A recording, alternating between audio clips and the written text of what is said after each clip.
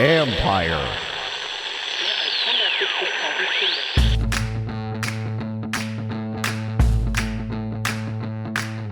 Hello and welcome to my podcast. Do me a favor, subscribe to the John Kahn Report.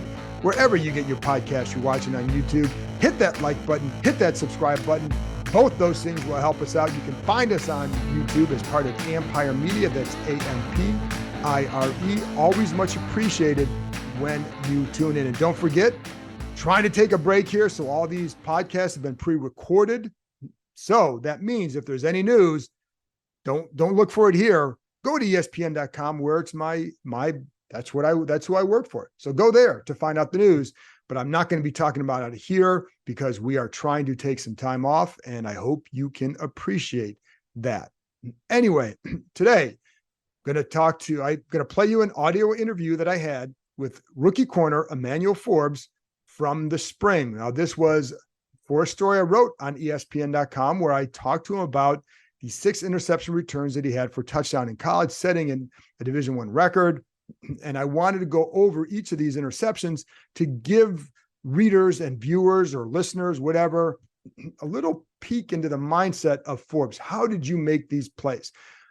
There's a combination of factors here, folks. Yes, sometimes there were some lucky tips. Yes, sometimes there were some bad throws. There are some bad quarterbacks you're going to face. But you know who else faces those things? Every other quarterback in Division I football. You're not facing you're the top quarterback every week. So every cornerback is going to face a lot of those situations. They weren't making these plays. Forbes was, and he did it consistently. He had 14 interceptions for his career there. That's a lot, folks. And he's doing it in the SEC where he's facing really good receivers most weeks. So, so it goes beyond that. So that's why I want to look at it. And, it's funny because I go back to when I had Fred Smoot on in the spring on the podcast, because before the draft, I knew how much he liked Forbes. Like, okay, Mississippi State guy, bring on Smoot. Let's talk about some of the corners in the draft, focusing on Forbes. So I wanted to go like, what is it why is Smoot so high on him? And I know that the Mississippi State ties help, but Fred's no dummy. Fred knows football and he studies this stuff. So I went back and watched some of Forbes's games to see what stood out to me and was, what was going on. With a couple things stood out. One, I'll get to the size in a minute, but he's smart. And I felt like he had great ball skills and you could see it. And you could see when he would turn and find the ball and, locate and all that, he was exceptional at that. And I thought he was very smart because you could tell that sometimes it was a matter of positioning. It was anticipating routes. That's a big thing. And then he was not just, it's funny because some people think he gambles. He doesn't gamble. He's an aggressive player. So the Kentucky interception, for example, is one that we talk about where we return for touchdown is a great example because it was a play that it was a situation or the formation was taught to them earlier in the week, like one time. And he remembered it when he saw it. And it was slightly different than how that was communicated to them because they changed it up a little bit. But when he saw the opening, he went for it. And that's how you get the pick sixes. That's how you get the big plays. And it's why Washington wanted to draft him. So those plays are why that guy is here. Now, when I interviewed him, a couple of things that stood out. First of all, he's a very polite young man. But secondly, he is very skinny. And that obviously jumps out when you see him in person and when you see him on the field. He's very skinny. But what you find with a guy like that, he's found ways to make that work. And I think that's the important thing is, yes, he's got that issue, the size issue. How do you overcome it? And I think he's certainly done a great job of that by anticipating, by being smart, by the study habits, et cetera. So the other thing I learned during this interview is what a good high school athlete he was. I knew that he played baseball, but told me he was throwing like 94 miles an hour, had some elbow issues, which is why he didn't pursue that in college at all. But he, and you look at him, he could be a really good, he's got that lankiness that you like in a pitcher, but he was really good in that and just a good position player as well. And I think those skills help as a defensive back locating the ball. It's not when Deshaun Jackson was here, I remember writing a story about why is this guy so good getting the ball down the field, right? And part of that went back to his high school baseball days. He too could have tried to go pro in baseball. and he was a good outfielder. And so it helps you locate the ball. Now, Forbes was not an outfielder, he was an infielder, but I still think some of those skills translate. And I think the better you are in one sport, the more it can help you in another as well. And I think he's an example, another example of that. Anyways, then watching him in the spring, you saw the skills on the field. He was always around the ball, and he has a really good ability to turn and get out of his breaks quickly. And there were a couple of times, and I mentioned this on the podcast before, but there was, and I talked about this with Brent Vesselmeyer in the previous last week on the podcast. There's a play in practice where you see him, the receiver cuts to the outside and an out, and he gets turned around, but in turning around, he didn't lose any ground. And to me, that's kind of amazing. And he ended up being able to break up the pass because of it. The throw wasn't exactly late on the play either. So it was because of his ability to turn, get back in, and quickness out of the break.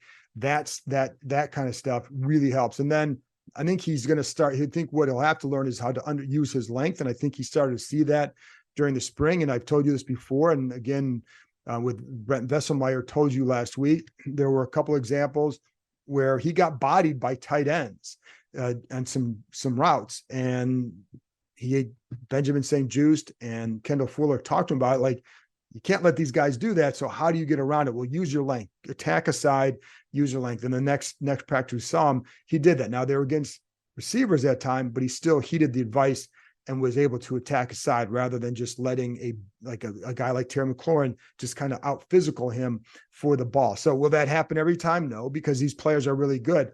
That will be sometimes it's going to happen. He's going to get, just like Darryl Green sometimes lost to Michael Irvin because of his height.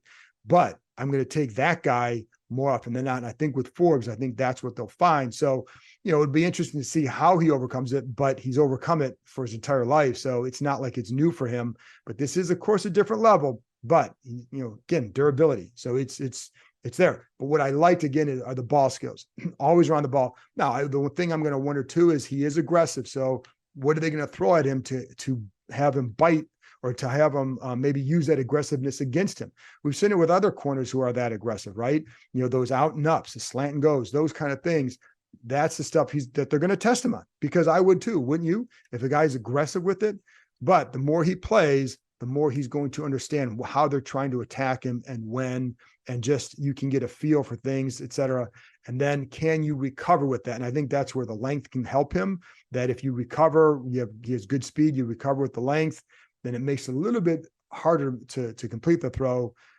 So that's just one of the things he'll have to guard against. And I am curious to see how defenses attack him in the run game as well, how they try to involve him. But all he has to do is, if he can't do anything else, this is what coaches told me, if he can't do anything else, funnel the play back to the inside. Do your job and do that. He doesn't have to necessarily make the play, but funnel it back to the guys who get paid to make that play.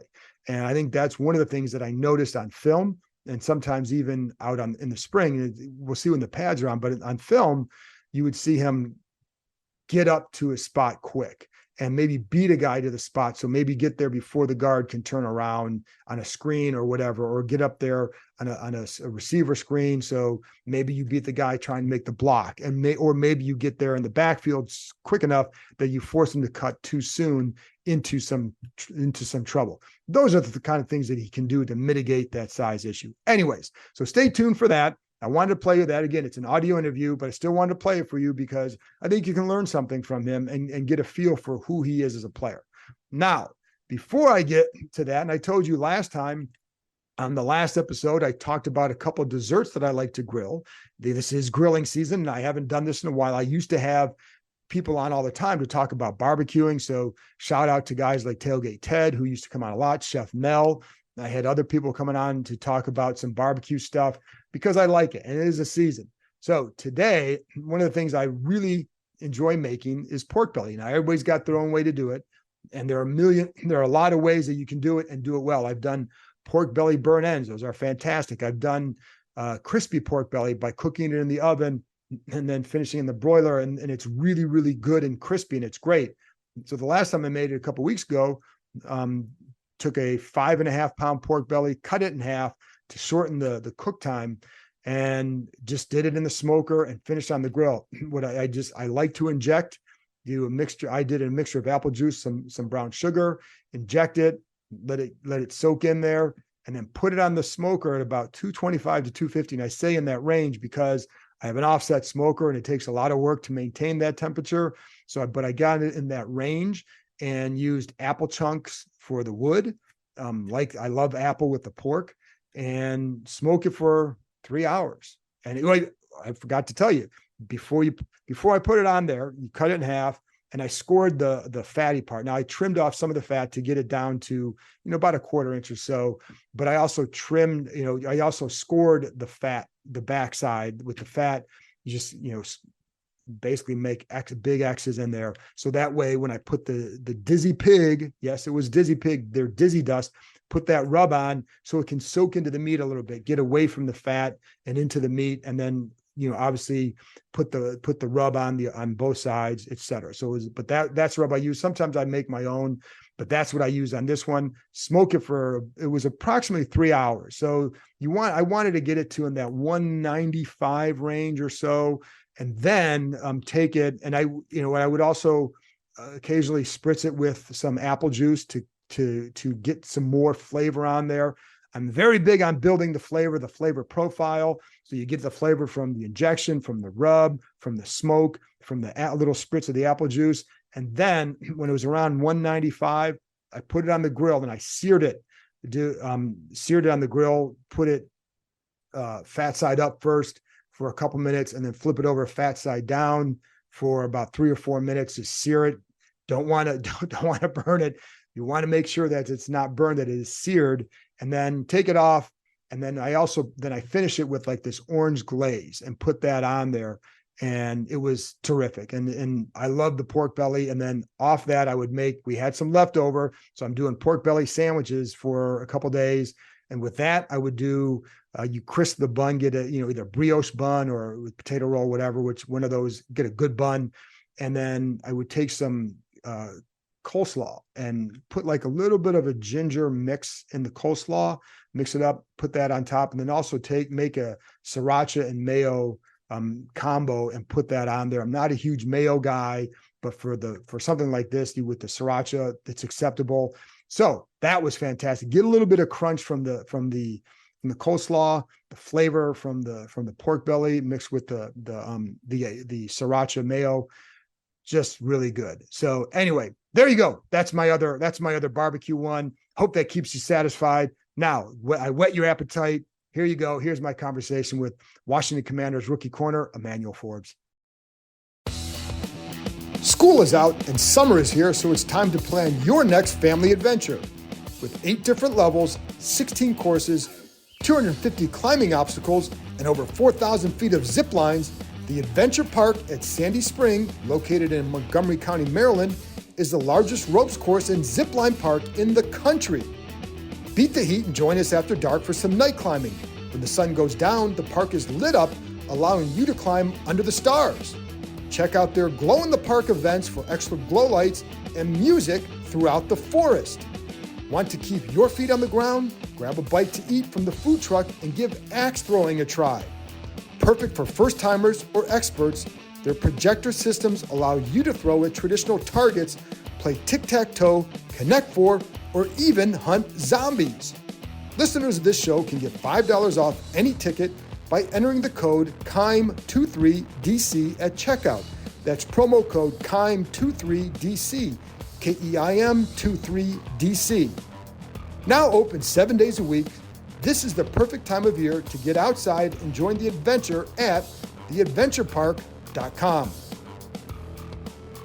So the first one is the Texas A&M, the blitz. Uh-huh. So what do you remember? Because you're blitzing from the opposite side. Corner blitz, corner blitz man coverage, and I just so happened he threw the ball, and then I seen it, like I guess it hit off somebody's helmet, and I just see the ball flying in the sky, and I was like, off in to catch it. Caught it, made the quarterback miss, and just went and scored on it.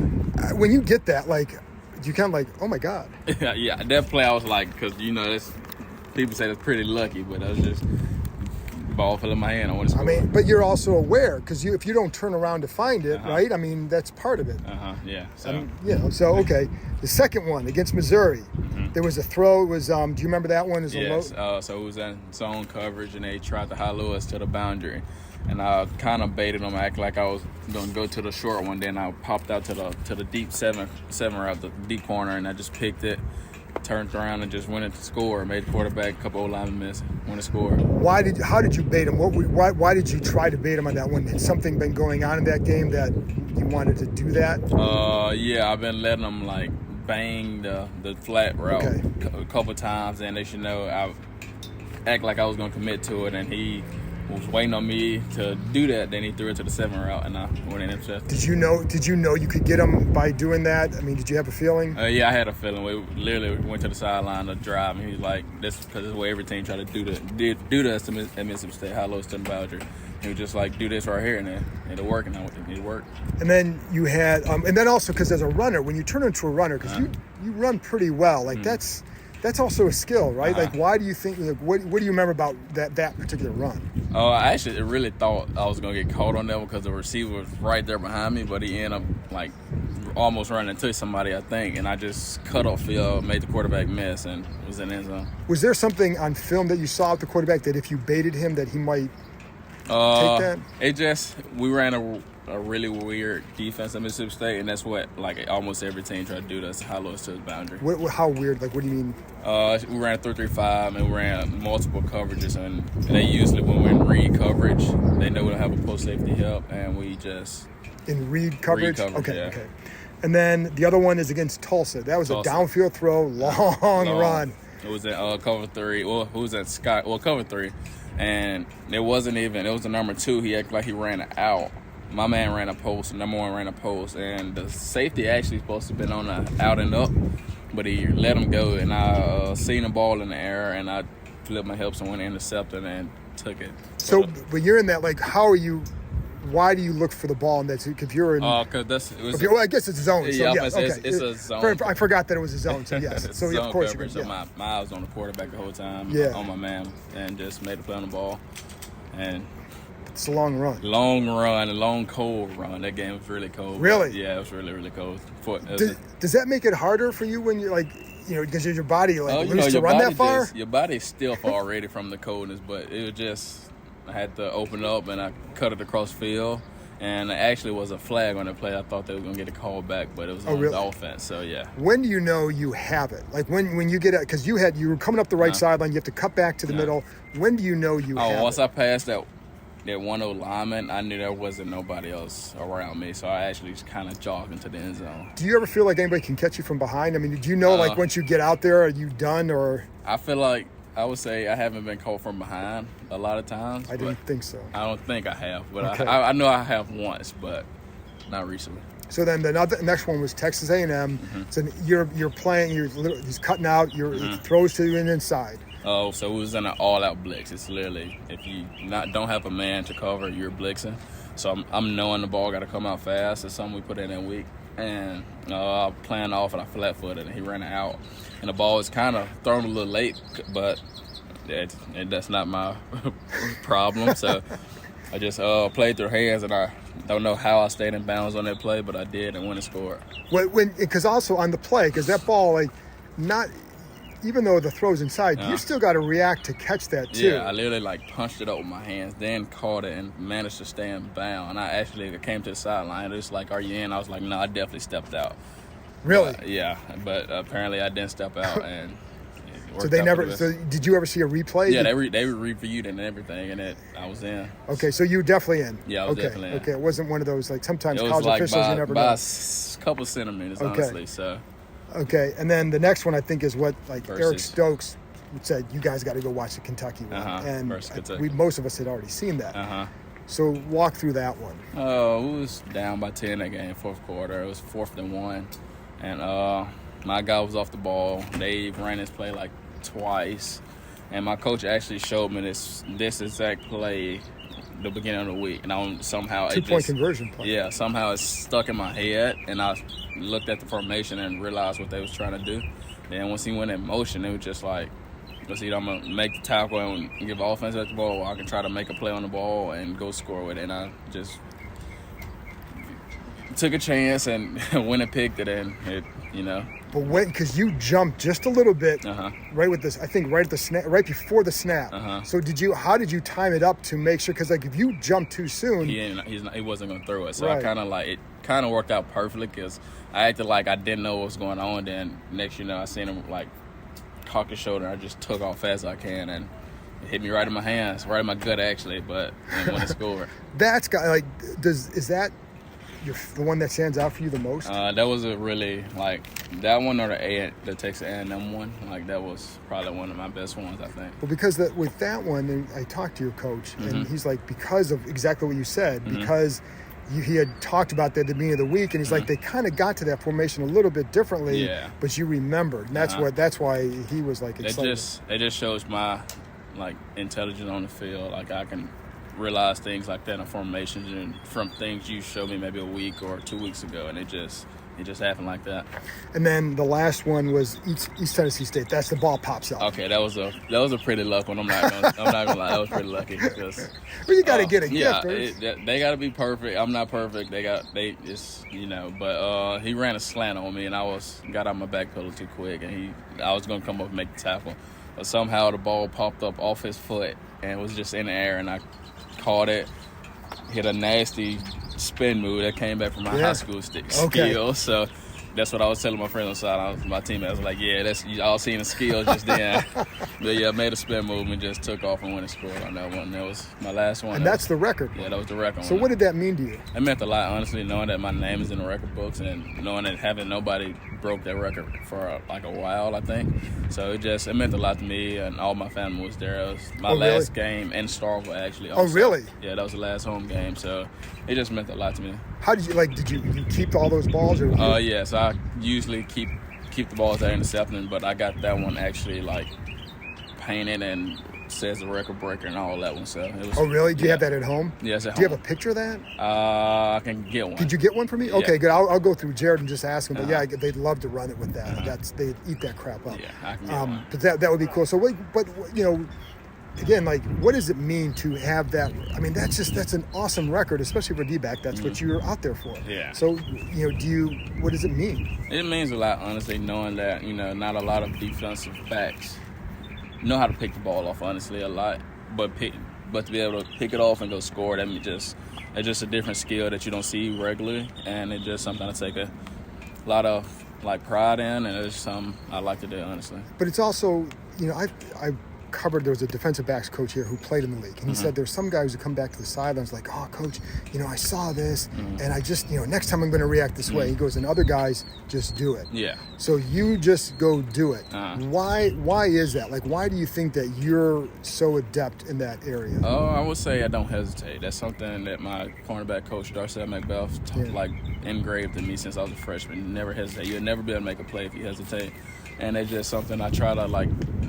You would never be able to make a play if you hesitate. Then you can see on film and be like, yeah, I can do this. But until you're in that moment and in them shoes, you just gotta have the guts and just know, like, you just gotta do it. Don't hesitate. Honestly. Did you ever hesitate where you missed one because of it, or?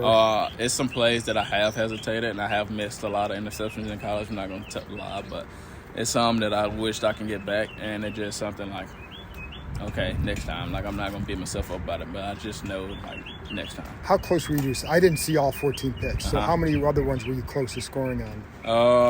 I actually got caught by the quarterback versus Memphis. Oh. He had an angle on me that nobody blocked him, but he caught me on that one. I caught one versus Vandy that I got on their tail. It wasn't nobody blocking. Everybody just looking, and I got caught on that one. And I would say those two right there are just ones that I could have scored, but just wasn't able to. And Darcel, even though those guys talk about first of all, baseball. What position did you play in baseball? I was a shortstop, third base, and pitcher. Okay, so but I remember Deshaun Jackson. He was an outfielder. Would have been drafted if he wanted to go that way, but he talked about playing outfield, how it would help him track the ball. Do you feel like any baseball skills help that? But if you're an infielder, I would say my infield and it just helped my hand-eye coordination. Okay. And just I don't know. It helped. You gotta be athletic to play those positions, and that's to play a part with my hand-eye coordination. How good were you? I was really good. Could you have gone pro? If I wanted to go that route, I think I could have. Really? Yeah. In which spot? Pitcher. Okay, you got that lanky I stuff. was like 94 off the mound. So. Really? Yeah. All right, that's pretty good. So, but yeah, so the last thing then, also the receiver skills. Yeah. When you get the ball in your hand, does your mindset change? Oh yeah, like I was actually recruited as a receiver. Like most of my offers were receiver offers, so I was pretty good, I would say, in that position. But it just like when got the ball in my hand, I feel like I'm the most like explosive person that was in college football with balls in my hand. Honestly, I think that was proven. Thank you, man. I appreciate yes, sir, it. thank you. That's it for this episode. Thanks to Emmanuel Forbes for joining me, and thank you, as always, for tuning in. I'll be back with another episode on Monday, so I'll talk to you next time.